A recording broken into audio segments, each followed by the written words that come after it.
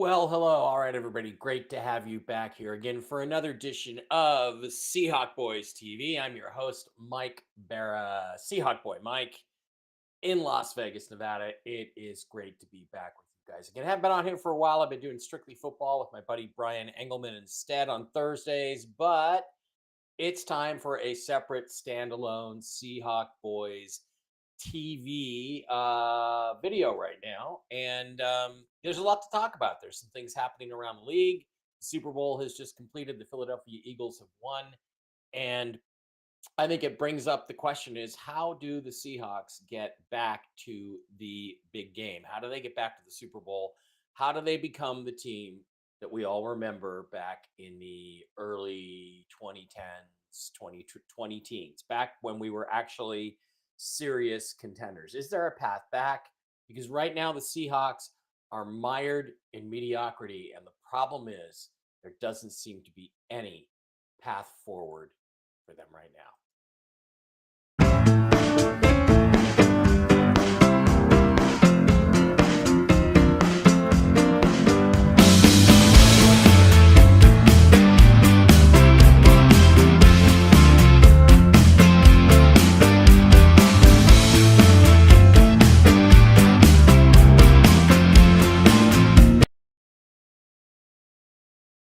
All right, everybody, welcome back to Seahawk Boys TV. I'm your host, Mike Barrett in Las Vegas, Nevada. And I think we'll start with just putting a little bit of a window over there with some Super Bowl highlights. Hopefully, I don't get demonetized or taken down off of the YouTube channels for posting this stuff. But, it was a really interesting game. It was a fun game. It was fun to watch the Chiefs get their comeuppance. And, it's really interesting.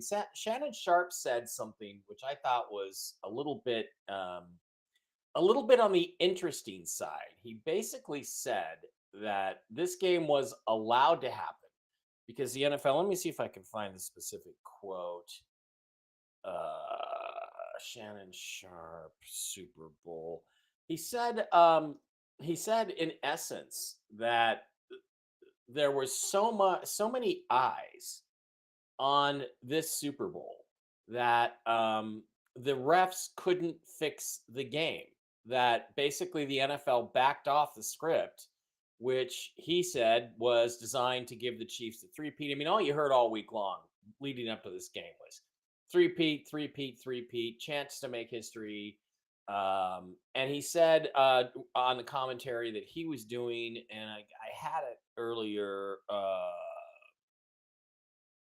I don't see it here now, so I'm not going to be able to quote it exactly. Now, look, I think Shannon Sharp, quite honestly, is a scumbag. He's actually a neighbor of mine here. He lives over on Sahara, just off Sahara, near Marshawn Lynch. They're within a block or so of each other, and near my friends Jim and Regina. But um, he said, in essence, hi Sabrina, hi live, love, and learn naturally. Hi guys, I'm just going to talk about a little football right here. I'm going to do strictly football later with Brian later today, but he said basically that the script was in. They were gonna make sure the Chiefs won the game again, but they couldn't do it because there was so much conversation about the officiating and how the Chiefs had only gotten there because of the refs and the Josh Allen first down call, which was declared not a first down, even though everybody could see it was a first down.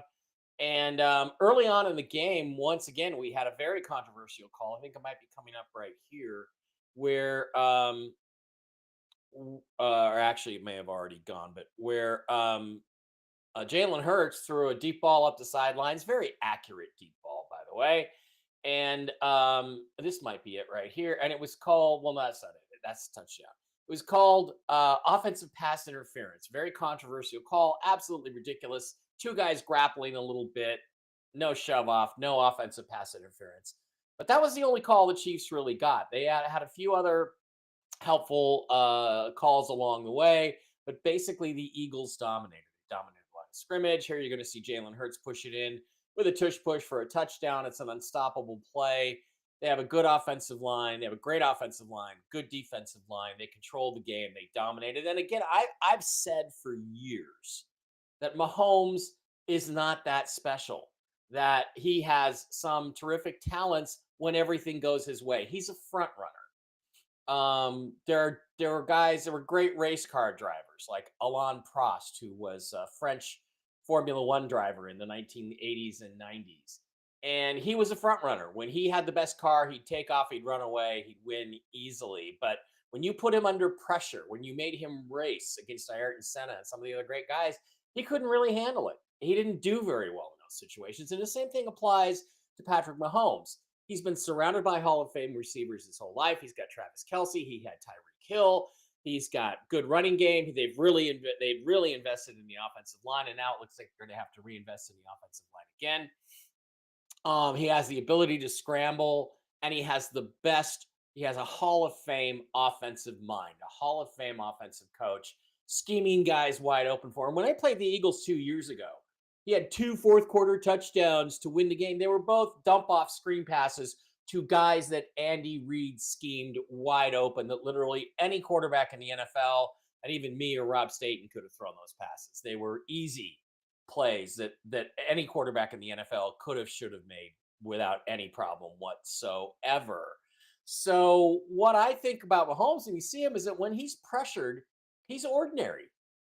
He can still scramble around a little bit, but he is ordinary. He doesn't handle pressure nearly as well as Russell Wilson, for instance, who's been under pressure his entire career because the Seahawks refused to invest in offensive linemen for him. They just expected him to save them all the time with his legs. And then when his legs and his hand got injured and he couldn't run around quite as efficiently, they got rid of him and tried to say, see, everything was Russ's fault. So I'm not saying he's not a great player. I'm not saying he's not an all-time great. I'm not saying he's not going to the Hall of Fame, because he should. He's deserving of going to the Hall of Fame. And I'm talking about Mahomes here, not Russ, although Russ is also an easy Hall of Famer. See my video on that subject, link in the description. But what Mahomes has done is, hey, Sylvie, a snowy Quebec, Canada, aka the soon to be the 51st state. But Mahomes is pretty average when you put him under a lot of pressure. He was under a lot of pressure in this game. What was it? 30 to nothing before they put 34 to nothing before they put any points on the board. It ended up being 40 to 20, 22, something like that. And it was it was just complete domination by the Eagles. Now, there is, of course, this faction, these factional fights going on in Seahawks Twitter, Seahawksville, the Seahawks blogosphere. And you have one side of it. You have, the Jeff Simmonses and the Dan Veens and the Seahawks retard Nelson and the Brian Nemscullers. Those guys who are like, oh, well, you build in the trenches first. You build the offense, and then you go find a quarterback, as if you could just go find a quarterback. You can't ever find a quarterback if you never draft one, like the Seahawks have not done since March 8th, 2022, when they traded away the greatest player in franchise history, Russell Wilson. You can't find your quarterback unless you go find one, unless you take a shot, and they've never done that. And we've talked about that over and over. Rob Staten recently was on me responding on YouTube about, oh, don't you ever talk about anything else? Well, yeah, I do. And I'm going to talk about a lot of other things today besides that. But seeing as how quarterback is the most important position on the field, period. No, I'm going to talk about quarterback because it's the one biggest shortcoming that the Seattle Seahawks have. And the reason why they're not in this game, they're not in that game right there. That's why, is because of our quarterback. Now, people have tried to say, oh, well, the defense wins championships. No, it doesn't. What won a championship last year? Offense. Mahomes. Mahomes wasn't under pressure that much against the 49ers. And he carved them up in overtime for the touchdown that they needed to win. That was elite quarterback play that won the Super Bowl last year against the number 2 ranked defense in the NFL in the Super Bowl in overtime. 49ers. But hey, defense won this game. I don't think so. Jalen Hurts won this game. Jalen Hurts is an elite quarterback, at least top 10. I say top 5. And there are people still arguing on Seahawks Twitter that Geno Smith is just as good or better than Jalen Hurts, or that the Eagles could have beaten the Chiefs with Geno Smith at quarterback. 34-year-old current Geno Smith. I don't think so at all because Jalen Hurts made a lot of plays with his legs. His running ability at quarterback is elite.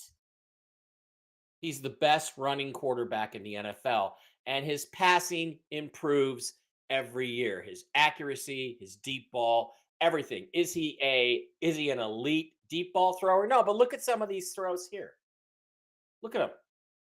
This guy fires accurately. He does a terrific job getting the ball out to the guys that are open. He throws the ball deep. Well, he never used to do that.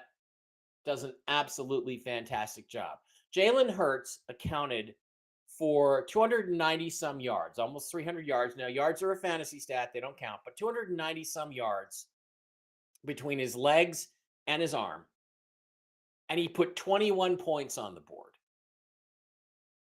The Eagles scored 40 points in that game. And you're telling me that defense wins championships?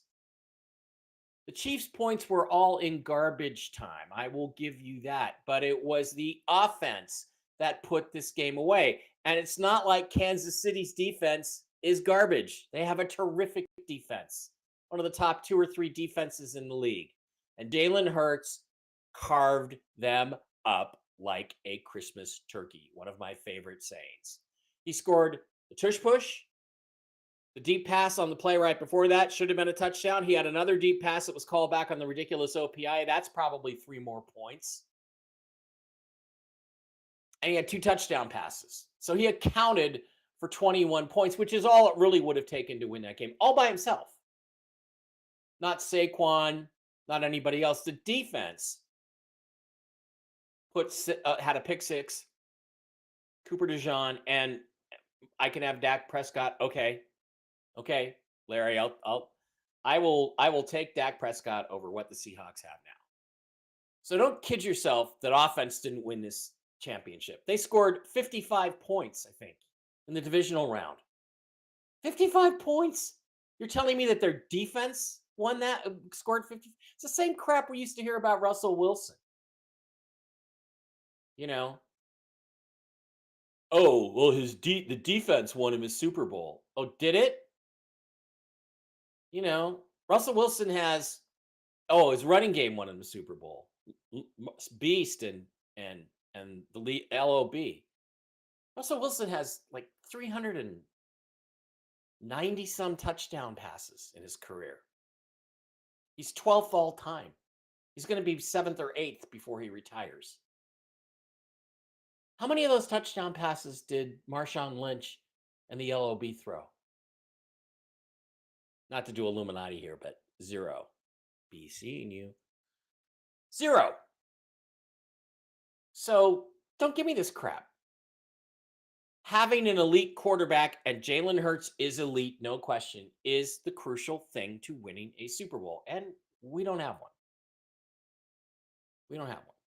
Now, is that the only thing this team needs? Absolutely not. But this whole concept of building through the trenches, oh, you got to build the trenches. Well, guess what? The Seahawks have drafted 7 defensive linemen in the last 3 drafts, which, by the way, are not better than the previous drafts. They just suck less. They're not really good drafts. They just suck less. None of them are really particularly good. And we're going to go into that. We're going to review the 2024 draft class here. They're not really any good. So I think you can make a significant argument, a very strong argument, that John Schneider and Pete Carroll before him don't know how to draft in the trenches. They do a shitty job on the offensive line. They do a shitty job on the defensive line. So I don't think you can make the argument that you can build this team through the trenches like the Eagles are and then win with a mid quarterback like Geno Smith. Geno's not terrible.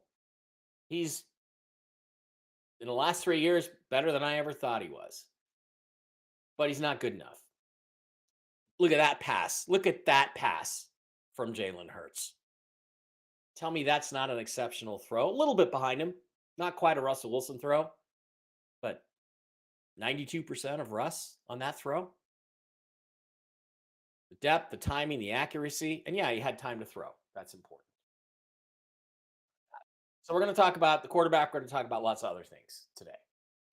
All right, let's drop the Super Bowl highlights. We all know what happened, and let's get into a little bit of a presentation here. It's going to be short, I promise, not too many slides. The question is, what do we do? What do the Seahawks do moving forward? And I think we got to get out of this commitment to mediocrity, which is where we are right now. The way the Seahawks do business, the way John Schneider does business, doesn't get you back to a Super Bowl. It only guarantees you one thing: mediocrity. Commitment to mediocrity. 8-9, 9-8. Don't give me this 10-7 BS. The Rams game was an exhibition game. Geno padded his stats in that game. So, what are we going to do? Well, there's a new opportunity out now. Aaron Rodgers has been informed officially that he will be released by the New York Jets. So, the problem the Seahawks have is that they have to decide what they are. What do I think they are? Is if anybody cares about my opinion, let me tell you, I'll tell you what I think they are. I think we're a middling football team with not too many great players. Leonard Williams, JSN. Those are the only two guys I wouldn't trade on this roster right now. Or I would trade Leonard Williams under the right circumstances. But those are the two best players on the roster. Devon Witherspoon is gotten to a couple Pro Bowls. I don't think he's that good. I think he's at or slightly below a Pro Bowl level, but he's also a nickel corner. Slot guy. That's not an impact position. And defensive tackle in a 43 can be, but isn't always an impact position, not like an edge. So I think they're a middling team with a middling quarterback who's between 17 and 25 in terms of quarterbacks. Geno is the best of the guys who aren't good enough. Aren't good enough to win a Super Bowl. So I think the only way we get out of this cycle is I would tear it down to the studs, and we've done this frequently. I'll show you again. We'll go over the salary cap. Tear it down to the studs. Go find a quarterback to build around and build around him. And if that quarterback doesn't work out, take another one next year, and another one the year after, and another one the year after until you find a guy. That's what I would do. But the Seahawks seem to think that they're contenders. They behave like they're contenders. They re-signed or extended Leonard Williams. They restructured him, taking him from being a guy that they could save $12, $13 million in cap space by trading to a guy that's now untradeable. Now, I've been called crazy by my buddy Rob Staten for suggesting the Seahawks should consider trading Leonard Williams. But Leonard Williams is your best player. He's over 30. He probably just had his best season, not going to repeat that. If this isn't the time to trade Leonard Williams for a third and a fifth, or even a pair of thirds or third and a fourth, I don't know what is. And you need the draft picks to execute a new replacement plan. So, but let's say I'm wrong. Let's say the Seahawks are contenders. And when I say contenders, I don't mean contenders to win the division or get in the playoffs and get knocked out after a game or two. I mean Super Bowl contenders. Seahawks seem to think that they're Super Bowl contenders. Well, what do you do if you're a Super Bowl contender? You look dispassionately at your quarterback and you ask yourself, is he good enough in a league that depends on elite quarterback play to win Super Bowls at this point? It absolutely does. The last non-elite quarterback to win a Super Bowl was Nick Foles 10 years ago. Only 3 or 4 in the last 25 years have won Super Bowls. Trent Dilfer, Joe Flacco, Nick Foles, Brad Johnson. I think that's 4 guys that I would say were non-elite that won Super Bowls. The last one was 10 years ago. So that means 21 out of 25 last Super Bowl champions have all been elite quarterbacks, top 10 at their position when they played in the Super Bowl, top 5 in most cases, all-time greats in the case of Tom Brady, Russell Wilson, Aaron Rodgers, Ben Roethlisberger, Drew Brees, Peyton Manning, Hall of Famers all. That's what you need to win a Super Bowl. Do the Seahawks have that right now? The answer to that question is no. They don't have that. So, how do we get to that next level? Better yet, how does Mike change the slide number?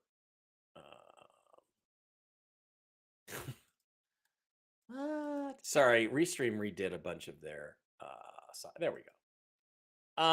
How do you get there? How do you get out of this commitment to mediocrity that the Seahawks are mired in? That's what I'm trying to ask. Okay, so let's look at Aaron Rodgers. He's going to be released. Oh, he's washed. He sucks. He needs to retire. How did he do this year? 3,897 yards, so 3,900 yards. 28 touchdown passes. 11 interceptions, 63% completion percentage. That's not that great. But let's look at the guy who won MVP, Josh Allen. 3,731 passing yards, 28 touchdowns, 6 interceptions, and a 63.3% completion percentage. As Aaron Rodgers once said, down years for me are career years for other quarterbacks. He's not wrong. Now, are these stats super stellar? Well, no, not necessarily. I mean, you look at his comparison to the guy I want him to replace, Geno Smith. Geno had more yards. Geno had more yards per game. He had a slightly better passer rating, although 3 points is really, they're basically equivalent. He ran the ball a little bit better than Aaron Rodgers. His completion percentage was higher. But Aaron Rodgers had 11 more touchdown passes. Now, Geno, it says 21 here. Geno Smith did not have 21 touchdown passes in games, real games. He only played in 16 games that counted. The last game against the Rams was an exhibition game. He was playing against the Rams' second and third string guys, and he padded his stats. Geno had a 1-to-1 touchdown to interception ratio. Rodgers had an almost 3-to-1 touchdown to interception ratio. And by the way, that's elite. Anytime you're in that 3-to-1 range, you're elite. That's what the great quarterbacks do. They don't make the mistakes, and they get the touchdowns. So in reality, Rodgers had 11 more touchdown passes than Geno and far fewer mistakes. And a big chunk of Geno's 15 interceptions were catastrophic mistakes, pick sixes and such, and in the red zone. You look over their career, it's not comparable. Games obviously are a lot more, but the passing yards per game, the passing touchdowns, touchdown to interception ratio, the quarterback rating. Again, Rodgers an all-time great at 101.5. Rushing attempts, the rushing yards per attempt. 7 Pro Bowls, 3 All-Pros, 2 MVPs, and a Super Bowl MVP. So why would you not want a guy who can still play better than your current quarterback and has 7 Pro Bowls, 3 first-team All-Pros, 3 MVP awards, and a Super Bowl MVP? A guy who's been there, a guy who's done it, a guy who is good enough to win a Super Bowl. Now, did Rodgers have a great year? No, he didn't in some ways. He did not have the greatest year he's ever had. And somebody was criticizing him the other day and said, well, he's not that bad, but what I see is a guy who's lost his mobility. He's not as mobile as he used to be. Well, that's true because he's 42 or 43 years old and coming off a torn Achilles tendon. Now, if you know anything about football, a torn Achilles, a player does not regain full function from an Achilles until his second year back. But he played a completely healthy year.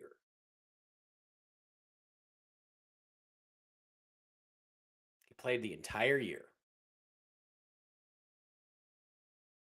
Rob got on my case again in the YouTube comment section. Aaron Rodgers is a pain in the ass. The Jets didn't even want him back. The Jets. Well, okay, Rob thinks that means Aaron Rodgers is a big problem. What I think that means is that the Jets are a catastrophically fucktarded organization. That the Jets are a joke.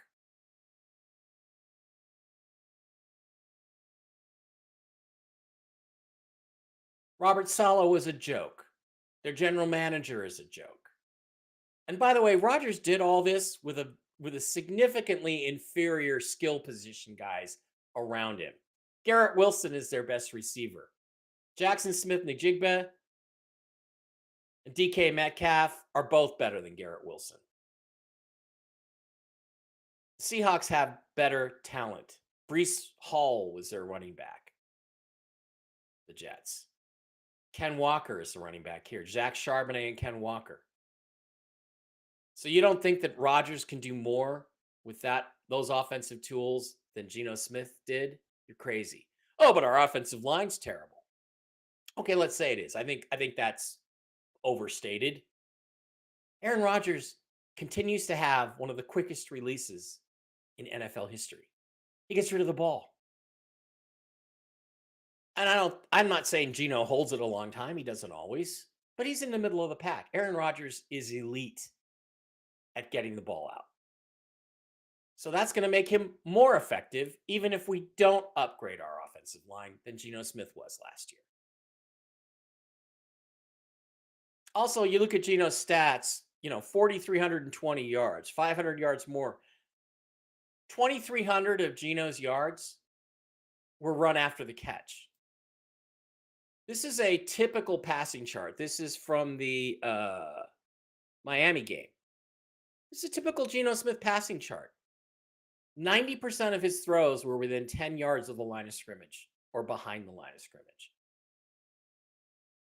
The run after the catch of Fant, Metcalf, especially JSN, Lockett, Walker, Charbonnet, that's where a huge chunk, almost 50% of Geno's yards came from. So I don't rate yards at all. Yards are a fantasy stat.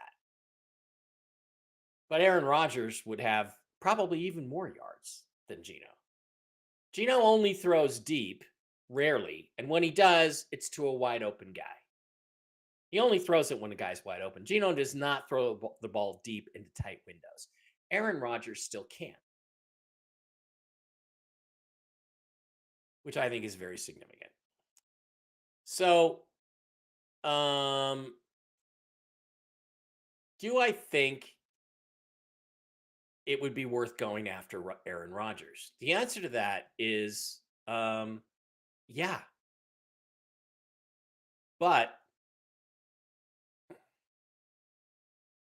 only if the Seahawks are serious about being contenders. Now, what that means is that they really think they can go to a Super Bowl. And they think they can go to a Super Bowl with Aaron Rodgers. So you go get him. His cap hit will be half of what Geno Smith is. If the Seahawks picked up his contract on waivers, let's say, his cap charge would be about $23.5 million. Geno's cap charge is going to be like $44 million. So right away, you go from being $13 million over the cap to $12 million under the cap. And then you can cut some other dead wood, which we'll talk about in a minute, and create enough cap space to go sign, let's say, 2 offensive linemen on the left side and center to protect Aaron Rodgers. So if you do think you are a contender, then this is exactly what you should do if you're the Seattle Seahawks. Exactly what you should do. Question is, will they do it? And it'll tell you because if they think that they can contend by keeping the same roster and keeping the same quarterback, they're crazy. It's going to be another nothing year where we just sit in the middle of the pack and don't do anything. So other people are saying, well, that's crazy. Why would you trade Leonard Williams? That's crazy. What about, why don't we draft? We'll just use the draft to go get a quarterback. Maybe this year or next year. Well, you need one sooner than that. But so let's look at how the Seahawks have drafted. I've said, and I've got a video. It's not that the Seahawks' last 2 drafts, this is before last year, have been good. They just suck less than the previous 7. That's one of my videos. So what was the Seahawks draft class last year? It was Byron Murphy, Christian Haynes, Nehemiah Pritchett, corner out of Auburn, Tyrese Knight, linebacker, AJ Barner, tight end, DJ James, another corner at a position we didn't need, Satoa Lamea, and Michael Jarrell, a couple of offensive linemen.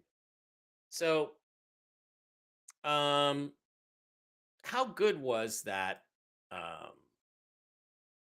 draft class really? And I'm gonna close this out. How good was that draft class really? Well, let's go take a look. And I did a recent thing on my Seahawk Boy Twitter, Seahawk Boy Mike B Twitter, and I looked at the Seahawks draft class and I analyzed it and gave it a grade. So let's go back through John Schneider's most recent draft class. All right, round 1, pick 15. I think it was actually pick 16. Byron Murphy, defensive tackle for Texas. Murphy was a huge disappointment, rated by PFF as the 5th worst first-round pick. He produced only 12 tackles and half a sack. Far from the game record, not fame record, right? Game record he was advertised as, Murphy made little impact and saw his snaps decline as the season went along. Unlike delusional Seahawks Twitter, who were giddy about the pick. Rob, I include you in this. Rob and Jeff, they were just giddy. Oh, we got Byron Murphy. Oh, we're doing Byron Murphy. Brian Numskuller. I never liked Murphy. I felt like he wasn't an impact player. And even if he was, he played a low impact position and didn't represent a good value at the 16th pick. Turns out, year 1, I was right. I preferred the Seahawks take a quarterback or an offensive lineman with this pick, as those were far bigger needs, which we found out as the season progressed.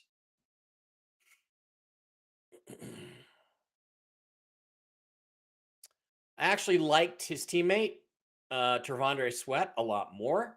And the only hope that we really have is that Murphy was playing injured and that he kept him from getting off the snap like he should have made plays. But he'll have to make a quantum leap to even be an average player. Now, that I'm standing by that. I absolutely stand by that. And if you look at his highlights, he's just. Let's watch a highlight. Watch Byron Murphy beat his man one-on-one with this awesome pass rush. That play, he did nothing. Watch Byron Murphy beat his man.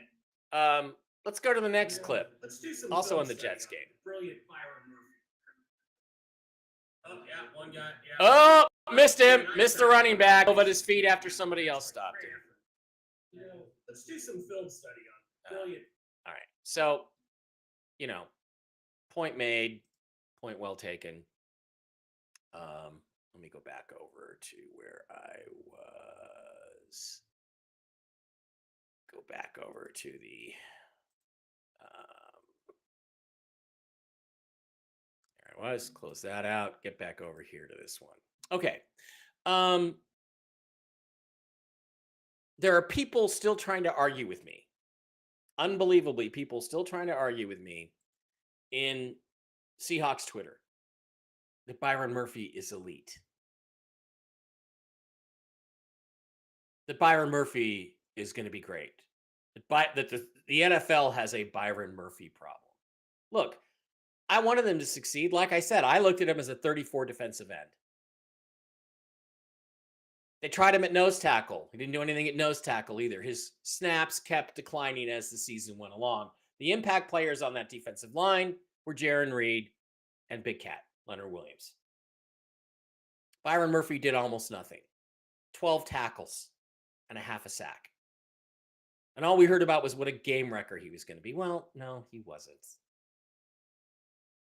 So his grade is a D.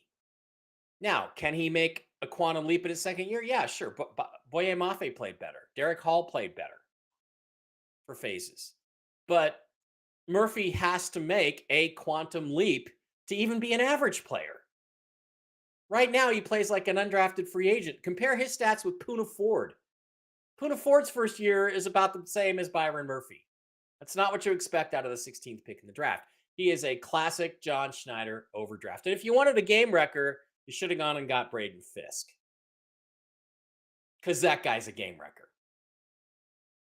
So we'll see if he develops, but honestly, it's scary how bad he is. It's like scary. All right. Moving along now. Let's get down to the next grade. Christian Haynes, round 3, pick number 81, offensive guard from UConn. After passing over Troy Fatanu, Jared Verse, and Braden Fisk in the first round, and the Seahawks pivoted to address the offensive line in round 3 with pick number 81. They took a right guard for the second consecutive year in Christian Haynes, despite already having Anthony Bradford on the roster to play the position. They passed on a natural left guard, which was a far greater need, in Zach Center, and completely missed on the best offensive guard available, Dominic Cooney, who was snapped up by the 49ers with the 86th pick. Haynes was a complete bust, lacking the intelligence to understand the position and the strength to hold up at the point of attack. Like Murphy, he will need to make a quantum leap to even be an average backup at the NFL level. Grade F. They had 2 or 3 other options. They could have picked him. He's an F. Round 4, Tyrese Knight, linebacker, Utah, finally addressing one of their biggest needs. Linebacker was a need. Knight was a nice surprise in the 4th round. He finished with 88 tackles, 1.5 sacks, a fumble recovery, and 2 pass deflections. And the defense started to come around when he was pushed into the starting lineup along with Ernest Jones after the Seahawks gave up on free agent busts Jerome Baker and Terrell Dodson. Knight has some upside and was a solid find. That grade is a B. Round 4, A.J. Barner, tight end, typical 4th round blocking tight end. Having ignored their biggest need, quarterback, this was the spot where the Seahawks should have addressed it when first round talent Spencer Rattler fell to them. Instead, they burned the pick on a bad player at a position they had no need. He barely played and produced. Oh, sorry, that's Nehemiah Pritchett. Barner surprised a little bit in the passing game with 30 receptions, 245 yards, and 4 TDs. He looks like what he is, a typical 4th round role player. He's Will Dissly 2.0. Give him a C. I don't see a lot of upside, but I do see a solid player. And again, Nehemiah Pritchett, cornerback at Auburn, he barely played, produced only 5 tackles and 1 pass defense. The fact that he even played and made the team makes him a D. So that is the pick where they should have selected Spencer Rattler to have a quarterback for the future. Now, the 6th and 7th round, they did a little bit better. The 6th round, they took Satoa Lamea, offensive guard from Utah. He was pushed into service because Haynes was so bad, but Lamea played pretty well. And as a rookie starter for the Seahawks, he started 6 games and may have a place as a future backup. So you give him a C. DJ James, their second 6th round pick, cornerback from Auburn, having already wasted a pick on Pritchett. The Seahawks doubled down on a stupid and took his teammate DJ James in the 6th round. He was a complete bust and was waived in training camp. That's another F. Round 6, pick 207. They took Michael Jarrell from Finley. He was a pleasant surprise. He started 3 games and did okay and might be a backup someday. Again, a C. Just to evaluate the draft, they failed to address their number 1 need despite multiple opportunities to do so. For the 3rd straight year after trading Russell Wilson, they ignored the quarterback position. First 2 picks were near complete busts, and the only overperformer of the draft class was linebacker Tyrese Knight. Add to that the fact that they were offered a package by the Jaguars. And this is true. They said they were offered a trade and turned it down. The next pick after them, the Vikings and the Jaguars did a deal that would have included picks 23, last year, 167, and 2025 picks number 88 and 125. and they turned it down. So that makes it even worse. They could have had wide receiver Brian Thomas or Fisk and 3 other players. Instead, they have Byron Murphy, who's done basically nothing. Overall, this was another below average John Schneider draft. After a decade of below average drafts, Schneider needs to go before he squanders more draft capital. Overall grade D. I don't say you can argue with me on that. This is a D draft class, especially considering what they could have done. Imagine if they'd taken the Jaguars deal. They have a third and a fifth this year, in addition to trading down to 23, where they could have had Thomas or Fisk or even Pooney or any number of other players that would have contributed far more than Byron Murphy did. But oh no, Byron Murphy was so damn great. Byron Murphy's not great. He's not going to be great. We'll be lucky if he ever gets to average. So you combine all these things, and this was a miserable draft class. So what are they going to do? How are they going to move forward? Well, again, decide what you are. If you want to contend for a Super Bowl, go sign Aaron Rodgers, or better yet, claim him off waivers, pick up his contract, cut Geno loose, and then make some other cuts and go get some guys around him. Let's take a look again at the Seahawks salary cap situation, and let's just do all this stuff. Let's say they actually did pick up Aaron Rodgers. Not wait around and negotiate with him, try to talk him in to come into Seattle. Go out and claim him on waivers. Go out and get him. You cut Geno Smith right then. You're $13 million over the cap. You cut Geno Smith. Now you're 17 million under. Maybe you renegotiate Rodgers for a 2-year deal to make his cap number a little bit below the 23.5 million. Maybe you don't. But guess what? Now you can cut Tyler Lockett. Now you got enough space to bring in Aaron Rodgers. You got enough space to bring in Aaron Rodgers and his best buddy, Devontae Adams, future Hall of Famer, to replace Tyler Lockett as your number 3 receiver. How's that sound? Draymond Jones, $11.5 million cap savings, almost 30 years old. Uchenna Nwosu, $8 million cap savings, didn't do anything last year. Noah Fant, his cap number's got to come down, but we'll keep him from now. Rayshon Jenkins played okay, but he's 31, and we could save $5.2 million in cap. Roy Robertson Harris didn't do anything, $6.6 million cap savings. George Fant, $4 million cap savings. Oh, hell, let's just go ahead and cut Noah Fant and bring him back at the veteran minimum or something. Okay, so actually, let's not do that. I just cut guys that are all deadwood. Rayshon Jenkins had moments, but you can draft a safety. You cut the deadwood, you have $70 million in cap space. Out of that $70 million, you can extend for 2 years Aaron Rodgers. You can bring in Devontae Adams. You can re-sign Ernest Jones. You can re-sign Jaron Reed. Do you need to re-sign Jaron Reed? Is he over here in the free agents list? I don't even see him. I do not see Jaron Reed. Where is Jaron Reed on this roster? Yeah, I think he's a free agent. I'm pretty positive he's a free agent. So you pretty much bring back most of the defense. You only have to replace Draymond Jones. And you have the draft picks to do that. So with that amount of cap space, you can re-sign Reed. Oh, there he is, Jaron Reed. You can re-sign Reed. You can re-sign Ernest Jones. You can sign 2, maybe even 3 offensive linemen, including the elite center that Clint Kubiak talked about. Ryan Kelly or the other guy. and a left guard,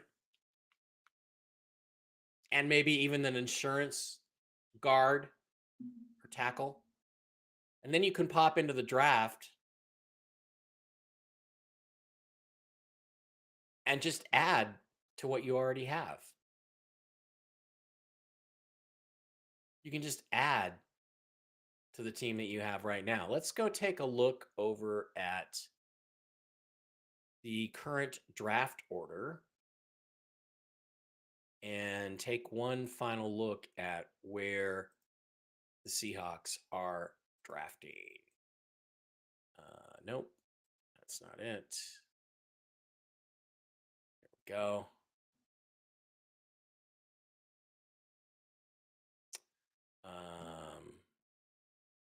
Okay. I hate using two different browsers, but let's look at the NFL draft order. We're picking 18th, a little bit below where we picked last year. We could sign 2 free agent offensive linemen, take another one here. Take a defensive lineman to replace Draymond Jones at the 18th pick. Trade down and still get another guy. At 50, probably pick up a quarterback. Maybe Quinn Ewers to learn behind Geno Smith.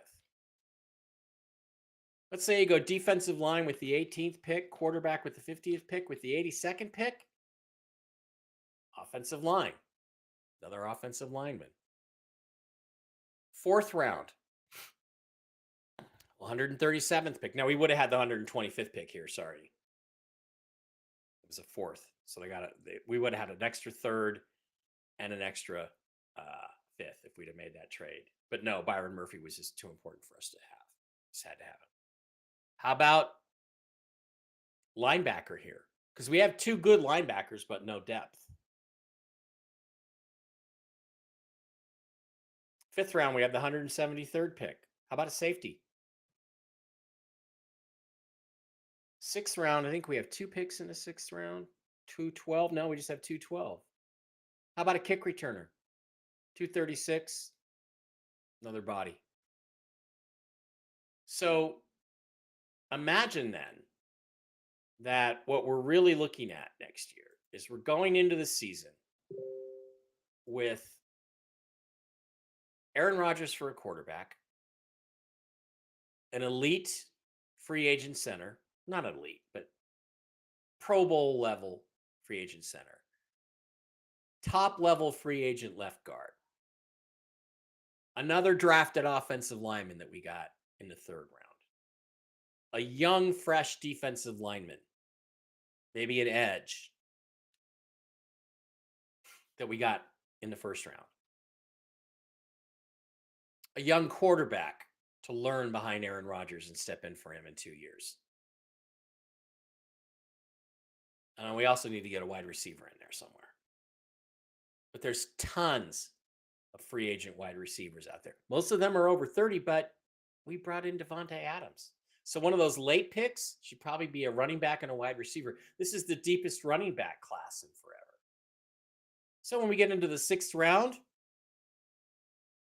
how about taking a running back? Isaiah Pacheco was the 7th round pick. Take a running back. And then next year you can say to Ken Walker, well, we got 2 or 3 good guys behind you. We don't have to keep you. Now, what's the best part about this? What's the best part about dumping Geno and bringing in Aaron Rodgers? And again, I didn't mean to make this all about the quarterback. But what's the best part? You know what the best part is? Makes the Seahawks relevant again. Makes us a team that people talk about. Makes us a team that people watch. Gets us national TV exposure. Gives us a quarterback who can make big plays at big moments in big games to get us back into those exciting January and February football games. Don't you want that? Isn't 2 or 3 seasons of poor play coming in 27 and 28 worth it if you're relevant and maybe a contender in 26, 25 and 26? I mean, don't kid yourself.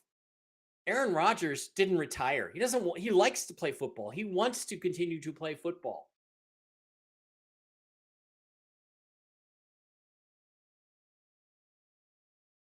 Because he's competitive and he's still good at it. Wouldn't that be better than 8-9, 9-8, 10-7 if we're super lucky and getting bounced out in the first round of the playoffs? Wouldn't that be better? Yep, it'd be better. That's what we should do. Not sit on our hands and do nothing and try to convince ourselves that Geno is good enough. It would be a whole different story if this team was a 12-win team. They're not. They're a 9-win team. They only won 10 because the Rams played their scrubs in week 18. Seahawks would not have won that game if the Rams starters had been out there. All right, that's it. That's what I got. Leave me comments in the video. Argue with me on Twitter. Call me a douchebag. Tell me I'm not a real Seahawks fan. I don't really care about the team because I don't support every single thing that John Schneider does. I'm sorry. My job is not to rub you out. My job is not to blow sunshine up your butt. That's not what my function is on planet Earth. It's to bring you the truth. And the truth is, we should go for it. If we're not going to go for it, then just cut everybody and trade Leonard Williams, which you can't do anymore. But trade Leonard Williams and trade DK Metcalf and get more draft picks and rebuild the team. They're not going to do that because they took away any chance they had to trade Leonard Williams by restructuring his contract. So that's not what they're going to do. So what are they going to do? John Schneider may need to pull off something big to save his job. I sincerely hope so. All right, guys, that's what I got. Thanks for coming in. Appreciate each and every one of you. I'll be back on Strictly Football with Brian Engelman talking about the Super Bowl in a little bit more depth at about 2 Pacific, 5 Eastern. I will see you then. You have a great one. And again, comment, argue with me, spread it around, piss people off. Why shouldn't we go for it? Wouldn't it be fun after 5 years of not being relevant to have people talk about the Seahawks again and actually have a quarterback that could do something in a big game? That would be exciting. See you soon. Bye.